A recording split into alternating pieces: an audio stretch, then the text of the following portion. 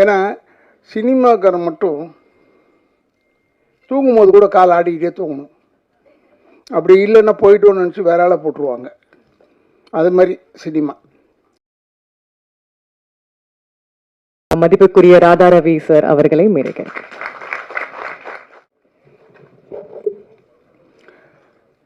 இங்கே கூடியிருக்கும் என் குடும்பத்தை சேர்ந்தவர்களே, மேடையில் அமர்ந்திருக்கும் பெரியவர்களுக்கும் இயக்குனர் அவர்களுக்கும் மேலுள்ள நடிகர்களுக்கும் தொழில்நுட்ப கலைஞர்களுக்கும் பத்திரிகையாளர் அன்பர்களுக்கும் என்னை ஞாபகப்படுத்தி கொண்டிருக்கிற யூடியூப்பை சேர்ந்த அன்பு சகோதரர்களுக்கும் மேலும் உள்ள அத்தனை நல்லுள்ளங்களுக்கும் இந்த இடத்தை அளித்திருக்கும் நிர்வாகத்திற்கும் என்னுடைய வணக்கங்களை சொல்லி, நான் சொன்னேன் அவர்கிட்ட, ஏன்னா சீக்கிரமாக நான் பேசணுங்க, நான் போனால் தான் ஏன்னா இப்போ டேப்லெட்டில் சாப்பிட்டு படுத்தா தான் படுக்க முடியும் என்னால். எனக்கு 2 கால்லையுமே ஆப்ரேஷன் ஆகி நான் 2 வருஷம் பெட்டில் இருந்தேன். அப்புறமா இப்போ தான் நடக்க வந்துட்டேன்னு வச்சுக்கோங்க. இது வேற சொல்லிவிட்டா உடனே சினிமாவில் ஒன்று அவ்வளோதானே அவரால் நடக்க முடியாது போலக்கூடாதுன்னு சொல்லுவாங்க. அதில் நடக்கிறேன். ஏன்னா சினிமாக்காரன் மட்டும் தூங்கும்போது கூட கால் ஆடிக்கிட்டே தூங்கணும். அப்படி இல்லைன்னா போயிட்டோன்னு நினச்சி வேற ஆளை போட்டுருவாங்க. அது மாதிரி சினிமா. அது இப்போ இருக்கிற சினிமா ரொம்ப நட்போடு எல்லாருமே, நாங்களும் இருந்தோம் நட்போட தான் இருந்தோம். பட் இங்கே ஒரு குடும்பமாக ரொம்ப நேசித்து எல்லார் பேரையும் தனித்தனியாக தெரியுது, எல்லார் பேரையும் தெரியுது. ரொம்ப ஒரு பார்க்குறதுக்கே நமக்கு ஒரு சந்தோஷமாக இருக்குது.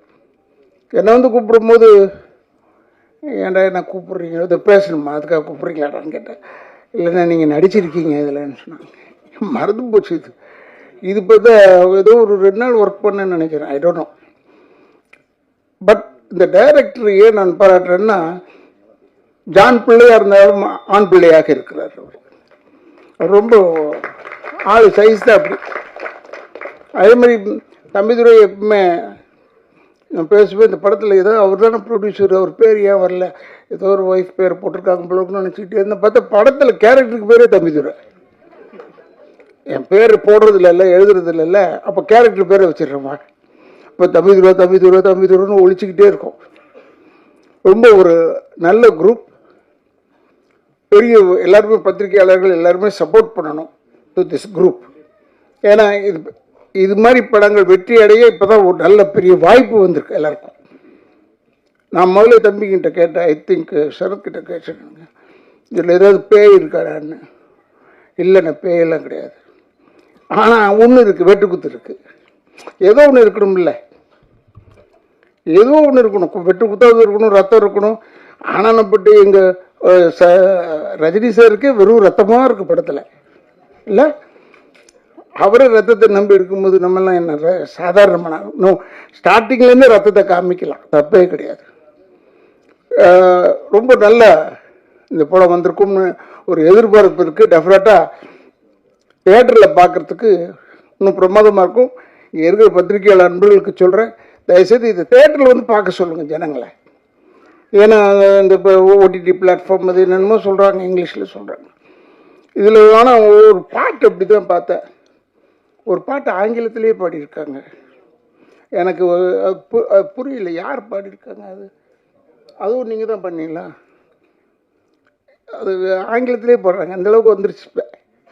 ஸோ என்னடா டைட்டில் மட்டும் இவ்வளோ அசிங்கமாக வைக்கிறாங்களே படத்துலன்னு நான் யோசித்தேன். பார்த்தா பாட்டு ஆங்கிலத்தில் பேசியிருக்காங்க. ஸோ இனிமேல் நம்ம இம்ப்ரூவ்டு, அதாவது இந்தியாவுக்குள்ளே ரிலீஸ் ஆகலனா கூட பரவாயில்ல, வெளியே போய் ரிலீஸ் ஆனாலும் இங்கிலீஷ் புரியும்ல எல்லாருக்கும். அதனால் என்னமோ தெரியல இங்கிலீஷில் பாட வச்சுருக்காங்க. I am not against English. I studied in Anglo Indian school. But still Tamil படம்னு வரும்போது ஏற்கனவே தமிழை கொலை பண்ணிகிட்டு இருக்காங்க. அதில் வேறு இப்போ ஒரு ஆங்கில பாட்டு அது இதுன்னு வச்சு ரொம்ப தமிழை கொண்டுடாதீங்க, இல்லாமல் ஆக்கிடாதீங்க. எப்படி தம்பிதுரை பாருங்கள், சுயநலமாக தன்னுடைய பேரை ஹீரோக்கு வச்சு விட்டார். அது மாதிரியாவது இருக்கணும், ஒரு சுயநலம் வேணும்ல, இல்லைன்னா இது முடியாது. டெஃபினட்டாக இது பெரிய வெற்றியாகும். ஐ திங்க் 12th ரிலீஸ் நினைக்கிறேன் இந்த படம், இல்லை ஏதோ ஒன்று தியேட்டர் எப்போ கிடைக்கும் போது போங்க, க்யூவில் போயிடும். ஏன்னா இப்போல்லாம் பேப்பரை திறந்தால் போதும், டெய்லி 2 படம் பார்த்துக்கிட்டே இருக்கோம். அதில் அது மாதிரி இல்லாமல் இந்த படம் பெரிய வெற்றியாக அமைய வேண்டும். ஏன்னா சகோதரர் இந்த கதாநாயகனை நடித்தவர்கிட்ட வரும்போதே சொன்னேன், உன்னை எங்கேயோ பார்த்த மாதிரி இருக்கிறியா, நல்லா இருக்கிறியா நீ அப்படின்னு சொன்னேன்.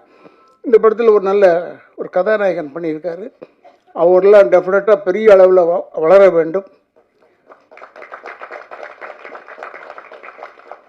இப்போ தீனாக்கு போய் இதை சொல்லக்கூடாது, தீனா நீ வளரணும், நல்லா வளர்ந்துட்டான் இப்போ, இல்லை நல்லா ஆகிட்டான். முதல்ல அவன் முகத்தை பார்த்த உடனே நினச்சேன், இது நல்ல படம், இது வந்து வெறும் குத்து கொலையாக தான் இருக்கும், ஏன்னா இவன் நடிக்கிறான் இதில் அப்படின்னு யோசனை பண்ணிகிட்டு இருந்தேன். அதே மாதிரி வந்துருச்சு. மீதியில் என்ன பற்றி சொல்லுவாங்க, நான் நடித்தேன்னா வில்லன் இருக்கார், அவர் குடும்பத்தை கெடுப்பார் அப்படின்னு சொல்லுவாங்க. ஆனால் இப்போ இவரை பார்த்து குடும்பத்தெலாம் கெடுக்கிறது இல்லை, குடும்பத்தை கொலை பண்ணிடுவார், அவ்வளோதான். இதே வித்தியாசம் எங்களுக்கு வந்துனாக்கும். பட் ஸ்டில் இவர் கூட வில்லனாக பண்ணியிருக்காரு. அவர் உண்மையிலே எனக்கு ரொம்ப பிடிக்கும். இப்போ லேட்டஸ்ட்டாக இவர் தான் யங் யூத் வில்லன். இப்போ தீனா அங்கேருந்தெல்லாம் கொஞ்சம் ப்ரொமோஷன் வாங்கியிருக்காருன்னு நினைக்கிறேன். ஏன்னா நான்லாம் ரொம்ப ப்ரொமோஷன் வாங்கி ரொம்ப தூரத்துக்கு போயிட்டேன். நான்லாம் இப்போ ஆர்டர் பண்ணுறதோட சரி, இப்போ அவ்வளோ கொலை பண்ணு, இந்த குடும்பத்தை கெடு அப்படின்னு ஆகிட்டேன். ஏன்னா நம்மளால் முடியல. இன்னும் கொஞ்சம் தீனா இருக்கிறப்புல இருக்குது, இன்னும் கொஞ்சம் போய் அவரே போய் கொள்கிற அளவில் இருக்காருன்னு நினைக்கிறேன். But any I really appreciate. நம்ம ஏன்னா சில பேர் முகத்தை பார்க்கும்போது நல்ல விஷயத்துக்கு கூப்பிட மாட்டாங்க. பொதுவாகவே என்ன அச்சமில்லை படம் பண்ணும்போது டைரக்டருக்கு கேபி சார்கிட்ட போய் நான் எப்பயுமே அட்வான்ஸ் வாங்குறது அவர்கிட்ட வாங்குவேன். பணம் தர மாட்டாங்க, இருந்தால் கூட அவர்கிட்ட தான் போய் வாங்குவேன். சண்டை போட்டாவது வாங்கிடுவேன். அது ஒரு எனக்கு ஒரு ப்ராக்டிஸு. நான் ஃபஸ்ட்டு படம் மண்மொழியிலேருந்து அவரோட ஒர்க் பண்ணிகிட்ருக்கேன். அப்போ அவர்கிட்ட போய் கேட்டேன். நான் கேட்டதுக்கு இதெல்லாம் தொல்லை, செல் அரிச்சிடுது நம்மளை விட மாட்டேது. அப்போ பாலச்சந்திர சார்கிட்ட போய் தான் எப்பயும் ஃபஸ்ட்டு படம் வாங்குறது எனக்கு. அது ஒரு பழக்கம், அவர் இருக்கிற வரைக்கும் அப்படி தான் இருந்தேன். அப்போ நான் எதுக்கு சொல்ல வந்தேன்னா, இவங்க எல்லாருமே சேர்ந்தாலும் சரி அந்த படத்தை பற்றி ஆகா ஓஹோ ஓஹோ ஓஹோன்னு சொல்லுவாங்க. இந்த படத்தை இப்போவே ட்ரெய்லரில் பார்த்தாலே ஆகா ஓஹோன்னு சொல்லும் மாதிரி தான் இருக்குது. அதனால் நிச்சயமாக இந்த படம் நன்றாக ஓட வேண்டும். தமிழ் மக்கள் தயவுசெய்து தேட்டரில் வந்து இந்த படத்தை பாருங்கள்.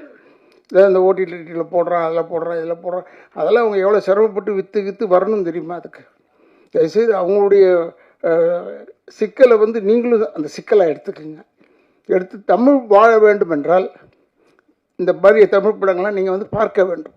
தேட்டரில் வந்து பார்த்தீங்கன்னா போதும், அதுவாக ஓடிடும் கழுதை.